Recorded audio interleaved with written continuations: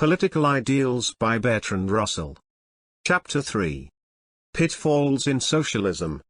In its early days, socialism was a revolutionary movement of which the object was the liberation of the wage-earning classes and the establishment of freedom and justice. The passage from capitalism to the new regime was to be sudden and violent. Capitalists were to be expropriated without compensation, and their power was not to be replaced by any new authority. Gradually a change came over the spirit of socialism.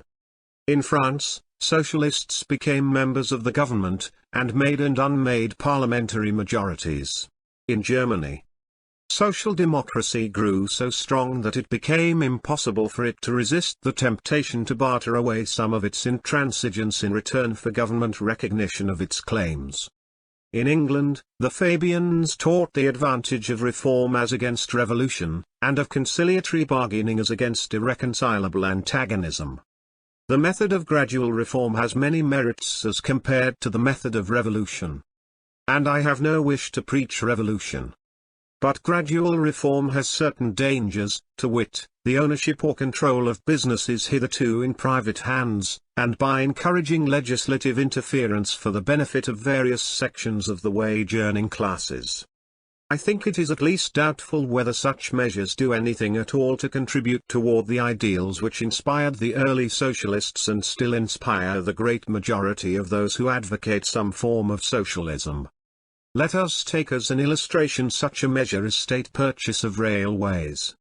This is a typical object of state socialism, thoroughly practicable, already achieved in many countries, and clearly the sort of step that must be taken in any piecemeal approach to complete collectivism. Yet I see no reason to believe that any real advance toward democracy, freedom, or economic justice is achieved when a state takes over the railways after full compensation to the shareholders. Economic justice demands a diminution, if not a total abolition, of the proportion of the national income which goes to the recipients of rent and interest.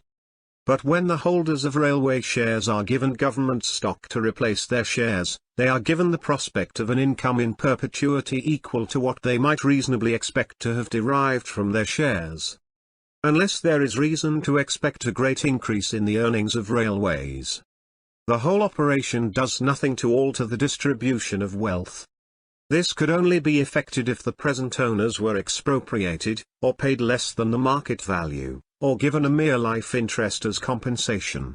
When full value is given, economic justice is not advanced in any degree. There is equally little advance toward freedom. The men employed on the railway have no more voice than they had before in the management of the railway, or in the wages and conditions of work. Instead of having to fight the directors, with the possibility of an appeal to the government, they now have to fight the government directly, and experience does not lead to the view that a government department has any special tenderness toward the claims of labor. If they strike, they have to contend against the whole organized power of the state, which they can only do successfully if they happen to have a strong public opinion on their side. In view of the influence which the state can always exercise on the press, public opinion is likely to be biased against them, particularly when a nominally progressive government is in power. There will no longer be the possibility of divergences between the policies of different railways. Railwaymen in England derived advantages for many years from the comparatively liberal policy of the North Eastern Railway, which they were able to use as an argument for a similar policy elsewhere. Such possibilities are excluded by the dead uniformity of state administration. And there is no real advance toward democracy. The administration of the railways will be in the hands of officials whose bias and associations separate them from labor, and who will develop an autocratic temper through the habit of power. The democratic machinery by which these officials are nominally controlled is cumbrous and remote, and can only be brought into operation on first-class issues which rouse the interest of the whole nation. Even then it is very likely that the superior education of the officials and the government, combined with the advantages of their position, will enable them to mislead the public as to the issues, and alienate the general sympathy even from the most excellent cause. I do not deny that these evils exist at present. I say only that they will not be remedied by such measures as the nationalization of railways in the present economic and political environment.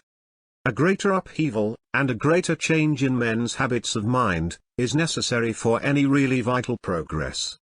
State socialism, even in a nation which possesses the form of political democracy, is not a truly democratic system. The way in which it fails to be democratic may be made plain by an analogy from the political sphere. Every Democrat recognizes that the Irish ought to have self-government for Irish affairs, and ought not to be told that they have no grievance because they share in the Parliament of the United Kingdom. It is essential to democracy that any group of citizens whose interests or desires separate them at all widely from the rest of the community should be free to decide their internal affairs for themselves. And what is true of national or local groups is equally true of economic groups, such as miners or railwaymen. The national machinery of general elections is by no means sufficient to secure for groups of this kind the freedom which they ought to have. The power of officials, which is a great and growing danger in the modern state, arises from the fact that the majority of the voters, who constitute the only ultimate popular control over officials, are as a rule not interested in any one particular question, and are therefore not likely to interfere effectively against an official who is thwarting the wishes of the minority who are interested. The official is nominally subject to indirect popular control, but not to the control of those who are directly affected by his action. The bulk of the public will either never hear about the matter in dispute, or, if they do hear, will form a hasty opinion based upon inadequate information, which is far more likely to come from the side of the officials than from the section of the community which is affected by the question at issue. In an important political issue, some degree of knowledge is likely to be diffused in time, but in other matters there is little hope that this will happen. It may be said that the power of officials is much less dangerous than the power of capitalists, because officials have no economic interests that are opposed to those of wage earners. But this argument involves far too simple a theory of political human nature, a theory which orthodox socialism adopted from the classical political economy, and has tended to retain in spite of growing evidence of its falsity. Economic self-interest, and even economic class interest, is by no means the only important political motive. Officials, whose salary is generally quite unaffected by their decisions on particular questions, are likely, if they are of average honesty, to decide according to their view of the public interest, but their view will nonetheless have a bias which will often lead them wrong. It is important to understand this bias before entrusting our destinies too unreservedly to government departments. The first thing to observe is that, in any very large organization, and above all in a great state, officials and legislators are usually very remote from those whom they govern, and not imaginatively acquainted with the conditions of life to which their decisions will be applied. This makes them ignorant of much that they ought to know, even when they are industrious and willing to learn whatever can be taught by statistics and blue books. The one thing they understand intimately is the office routine and the administrative rules. The result is an undue anxiety to secure a uniform system. I have heard of a French minister of education taking out his watch, and remarking, "At this moment all the children of such and such an age in France are learning so and so." This is the ideal of the administrator. An ideal utterly fatal to free growth, initiative, experiment, or any far-reaching innovation. Laziness is not one of the motives recognized in textbooks on political theory, because all ordinary knowledge of human nature is considered unworthy of the dignity of these works. Yet we all know that laziness is an immensely powerful motive with all but a small minority of mankind. Unfortunately, in this case laziness is reinforced by love of power, which leads energetic officials to create the systems which lazy officials like to administer. The energetic official inevitably dislikes anything that he does not control. His official sanction must be obtained before anything can be done. Whatever he finds in existence he wishes to alter in some way, so as to have the satisfaction of feeling his power and making it felt. If he is conscientious, he will think out some perfectly uniform and rigid scheme which he believes to be the best possible, and he will then impose this scheme ruthlessly. whatever promising growths he may have to lop down for the sake of symmetry. The result inevitably has something of the deadly dullness of a new rectangular town, as compared with the beauty and richness of an ancient city which has lived and grown with the separate lives and individualities of many generations. What has grown is always more living than what has been decreed, but the energetic official will always prefer the tidiness of what he has decreed to the apparent disorder of spontaneous growth. The mere possession of power tends to produce a love of power, which is a very dangerous motive, because the only sure proof of power consists in preventing others from doing what they wish to do. The essential theory of democracy is the diffusion of power among the whole people, so that the evils produced by one man's possession of great power shall be obviated. But the diffusion of power through democracy is only effective when the voters take an interest in the question involved. When the question does not interest them, they do not attempt to control the administration, and all actual power passes into the hands of officials. For this reason, the true ends of democracy are not achieved by state socialism or by any system which places great power in the hands of men subject to no popular control except that which is more or less indirectly exercised through Parliament. Any fresh survey of men's political actions shows that, in those who have enough energy to be politically effective, love of power is a stronger motive than economic self-interest. Love of power actuates the great millionaires, who have far more money than they can spend, but continue to amass wealth merely in order to control more and more of the world's finance. Love of power is obviously the ruling motive of many politicians. It is also the chief cause of wars, which are admittedly almost always a bad speculation from the mere point of view of wealth. For this reason, a new economic system which merely attacks economic motives and does not interfere with the concentration of power is not likely to effect any very great improvement in the world. This is one of the chief reasons for regarding state socialism with suspicion. The problem of the distribution of power is a more difficult one than the problem of the distribution of wealth. The machinery of representative government has concentrated on ultimate power as the only important matter, and has ignored immediate executive power. Almost nothing has been done to democratize administration. Government officials, in virtue of their income, security, and social position, are likely to be on the side of the rich, who have been their daily associates ever since the time of school and college.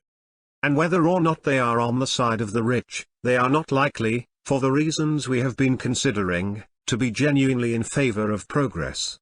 What applies to government officials applies also to members of parliament, with the sole difference that they have had to recommend themselves to a constituency. This, however, only adds hypocrisy to the other qualities of a ruling caste. Whoever has stood in the lobby of the House of Commons watching members emerge with wandering eye and hypothetical smile, until the constituent is espied, his arm taken, my dear fellow whispered in his ear, and his steps guided toward the inner precincts, whoever, observing this, has realized that these are the arts by which men become and remain legislators, can hardly fail to feel that democracy as it exists is not an absolutely perfect instrument of government. It is a painful fact that the ordinary voter, at any rate in England, is quite blind to insincerity. The man who does not care about any definite political measures can generally be won by corruption or flattery, open or concealed. The man who is set on securing reforms will generally prefer an ambitious windbag to a man who desires the public good without possessing a ready tongue.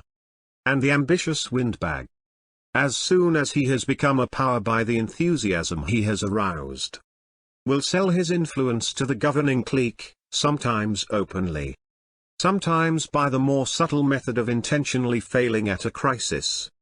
This is part of the normal working of democracy as embodied in representative institutions. Yet a cure must be found if democracy is not to remain a farce. One of the sources of evil in modern large democracies is the fact that most of the electorate have no direct or vital interest in most of the questions that arise. Should Welsh children be allowed the use of the Welsh language in schools? Should gypsies be compelled to abandon their nomadic life at the bidding of the education authorities? Should miners have an 8-hour day? Should Christian Scientists be compelled to call in doctors in case of serious illness? These are matters of passionate interest to certain sections of the community, but of very little interest to the great majority. If they are decided according to the wishes of the numerical majority, the intense desires of a minority will be overborne by the very slight and uninformed whims of the indifferent remainder. If the minority are geographically concentrated, so that they can decide elections in a certain number of constituencies, like the Welsh and the miners, they have a good chance of getting their way by the wholly beneficent process which its enemies describe as log rolling. But if they are scattered and politically feeble, like the gypsies and the Christian Scientists, they stand a very poor chance against the prejudices of the majority. Even when they are geographically concentrated, like the Irish, they may fail to obtain their wishes, because they arouse some hostility or some instinct of domination in the majority. Such a state of affairs is the negation of all democratic principles. The tyranny of the majority is a very real danger. It is a mistake to suppose that the majority is necessarily right. On every new question the majority is always wrong at first. In matters where the state must act as a whole, such as tariffs, for example, decision by majorities is probably the best method that can be devised. But there are a great many questions in which there is no need of a uniform decision. Religion is recognized as one of these. Education ought to be one, provided a certain minimum standard is attained. Military service clearly ought to be one. Wherever divergent action by different groups is possible without anarchy, it ought to be permitted. In such cases it will be found by those who consider past history that, whenever any new fundamental issue arises, the majority are in the wrong, because they are guided by prejudice and habit. Progress comes through the gradual effect of a minority in converting opinion and altering custom. At one time, not so very long ago, it was considered monstrous wickedness to maintain that old women ought not to be burnt as witches. If those who held this opinion had been forcibly suppressed, we should still be steeped in medieval superstition. For such reasons, it is of the utmost importance that the majority should refrain from imposing its will as regards matters in which uniformity is not absolutely necessary. The cure for the evils and dangers which we have been considering is a very great extension of devolution and federal government. Wherever there is a national consciousness, as in Wales and Ireland, the area in which it exists ought to be allowed to decide all purely local affairs without external interference. But there are many matters which ought to be left to the management, not of local groups, but of trade groups, or of organizations embodying some set of opinions. In the East, men are subject to different laws according to the religion they profess. Something of this kind is necessary if any semblance of liberty is to exist where there is great divergence in beliefs. Some matters are essentially geographical, for instance, gas and water, roads, tariffs, armies and navies. These must be decided by an authority representing an area. How large the area ought to be, depends upon accidents of topography and sentiment, and also upon the nature of the matter involved. Gas and water require a small area, roads a somewhat larger one, while the only satisfactory area for an army or a navy is the whole planet, since no smaller area will prevent war. But the proper unit in most economic questions, and also in most questions that are intimately concerned with personal opinions, is not geographical at all. The internal management of railways ought not to be in the hands of the geographical state, for reasons which we have already considered. Still less ought it to be in the hands of a set of irresponsible capitalists. The only truly democratic system would be one which left the internal management of railways in the hands of the men who work on them. These men should elect the general manager, and a parliament of directors if necessary. All questions of wages, conditions of labor, running of trains, and acquisition of material, should be in the hands of a body responsible only to those actually engaged in the work of the railway. The same arguments apply to other large trades, mining, iron and steel, cotton, and so on. British trade unionism, it seems to me, has erred in conceiving labor and capital as both permanent forces, which were to be brought to some equality of strength by the organization of labor. This seems to me too modest an ideal. The ideal which I should wish to substitute involves the conquest of democracy and self-government in the economic sphere as in the political sphere, and the total abolition of the power now wielded by the capitalist. The man who works on a railway ought to have a voice in the government of the railway, just as much as the man who works in a state has a right to a voice in the management of his state. The concentration of business initiative in the hands of the employers is a great evil, and robs the employees of their legitimate share of interest in the larger problems of their trade. French syndicalists were the first to advocate the system of trade autonomy as a better solution than state socialism. But in their view the trades were to be independent, almost like sovereign states at present. Such a system would not promote peace, any more than it does at present in international relations. In the affairs of any body of men, we may broadly distinguish what may be called questions of home politics from questions of foreign politics. Every group sufficiently well marked to constitute a political entity ought to be autonomous in regard to internal matters, but not in regard to those that directly affect the outside world. If two groups are both entirely free as regards their relations to each other, there is no way of averting the danger of an open or covert appeal to force. The relations of a group of men to the outside world ought, whenever possible, to be controlled by a neutral authority. It is here that the state is necessary for adjusting the relations between different trades. The men who make some commodity should be entirely free as regards hours of labor, distribution of the total earnings of the trade, and all questions of business management. But they should not be free as regards the price of what they produce, since price is a matter concerning their relations to the rest of the community. If there were nominal freedom in regard to price, there would be a danger of a constant tug-of-war, in which those trades which were most immediately necessary to the existence of the community could always obtain an unfair advantage. Force is no more admirable in the economic sphere than in dealings between states. In order to secure maximum of freedom with the minimum of force, the universal principle is autonomy within each politically important group, and a neutral authority for deciding questions involving relations between groups. The neutral authority should, of course, rest on a democratic basis, but should, if possible, represent a constituency wider than that of the groups concerned. In international affairs the only adequate authority would be one representing all civilized nations. In order to prevent undue extension of the power of such authorities, it is desirable and necessary that the various autonomous groups should be very jealous of their liberties, and very ready to resist by political means any encroachments upon their independence. State socialism does not tolerate such groups, each with their own officials responsible to the group. Consequently it abandons the internal affairs of a group to the control of men not responsible to that group or specially aware of its needs. This opens the door to tyranny and to the destruction of initiative.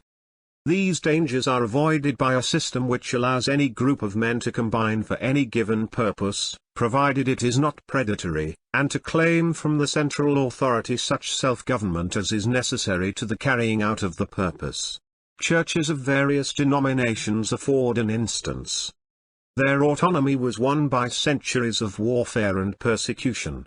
It is to be hoped that a less terrible struggle will be required to achieve the same result in the economic sphere.